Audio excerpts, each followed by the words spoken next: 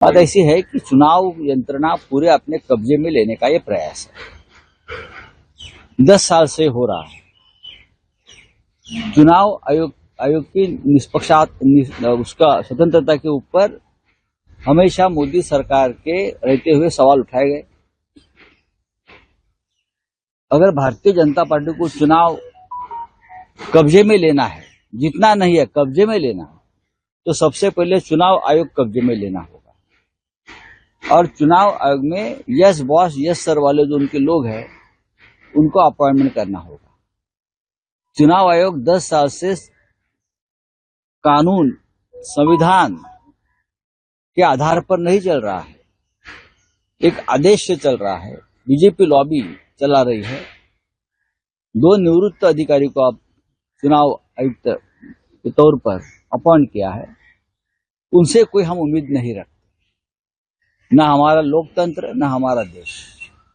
तो Mumbai electoral lobbying करने की काफी पॉलिटिक्स हो रहा है। अभी बीजेपी के पास 6,60,000 करोड़ का फंड है इलेक्टोरल बॉन्ड्स का, और एक कंपनी है future gaming and hotel solutions, उन्होंने परचेज किए हैं 13,000 करोड़ से भी सबसे ज्यादा इलेक्टोरल बॉन्ड्स ये जो गेमिंग और गैम्बलिंग कंपनी ने परचेस किए हैं, और ये बॉन्ड्स किसको दिए सबको मालूम है। फिर भी छत्तीसगढ़ में जब चुनाव हो रहा था तो वहां के मुख्यमंत्री भूपेश बघेल के ऊपर इसी मामले में रेड हो गई, गेमिंग एप्स के मामले में, मालूम है ना।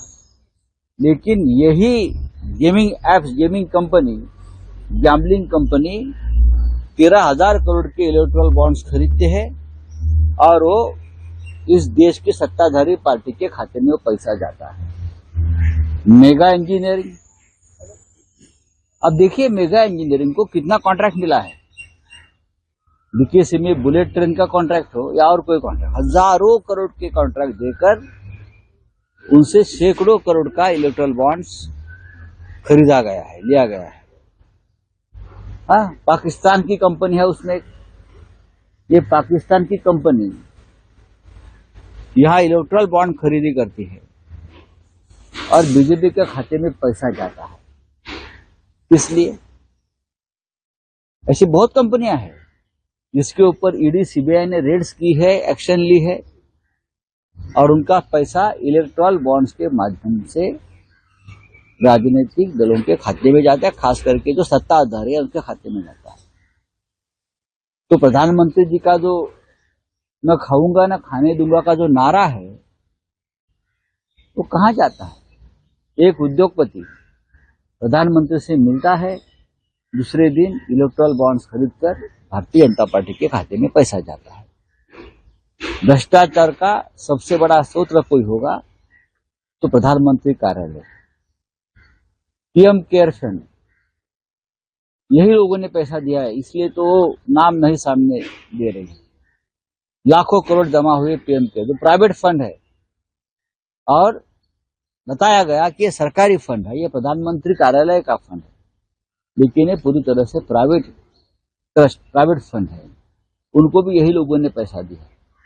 इस देश के इतिहास का ये सबसे बड़ा घोटाला, सबसे बड़ा स्कैम है, और मोदी सरकार को, प्रधानमंत्री मोदी को अगर नैतिकता होगी तो एक दिन भी वो सत्ता पर नहीं रहेंगे। अगर नैतिकता के आधार पर बात करें तो आप सभी कंपनी देखिए, उसमें से लगभग 350 कंपनी ऐसी है जिसके ऊपर केंद्रीय जांच एजेंसी ने रेड्स की, और जिनके ऊपर रेड्स होनी चाहिए, एक्शन होनी चाहिए, उनके ऊपर रेड्स नहीं हुए, वो लोगों का चंदा भी भारतीय जनता पार्टी के खाते में चला गया है। Sir, Mumbai north east seat के लिए अभी शरद पवार फैक्शन के जो लीडर्स है उन्होंने मीटिंग की भी शरद पवार के साथ कि वो जो सीट है वो एनसीपी को दी जाए। कहीं ना कहीं आप भी वो सीट के ऊपर आए कर रहे थे। कौन सी सीट? Mumbai north east. ये सीट जहां मैं खड़ा हूं यही सीट है। मुझे मालूम नहीं इस बारे में, लेकिन मैं आज मीटिंग है शाम को, आज हम शाम को बैठेंगे, वेणुगोपाल जी आ रहे हैं, शरद पवार साहब भी आएंगे, और मुझे लगता है लगभग सभी मामले सॉल्व हो गए हैं, सुलझा गए हैं। मुंबई की जो सीटें हैं उसके बारे में कोई डिस्प्यूट नहीं है। महाराष्ट्र की 1-2 सीटें होगी, इसके बारे में शायद चर्चा हो सकती है, लेकिन सीट शेयरिंग लगभग पूरा हो गया।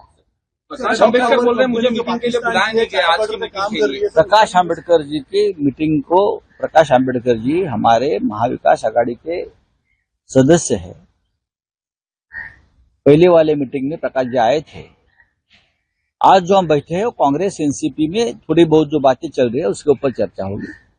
हमने वंचित बहुजन आघाड़ी को एक प्रस्ताव दिया है 4 जगह का। अब उनको विचार करना है उसके ऊपर, उनको विचार करके आना है कि ये 4 सीट हमने जो प्रस्ताव दिया है, जो उनने मांगी थी हमसे, जब तक उनका प्रस्ताव के ऊपर उनकी चर्चा पार्टी में नहीं होती तब तक हम क्या चर्चा करेंगे। लेकिन प्रकाश आंबेडकर जी से भी हम अलग से चर्चा करेंगे।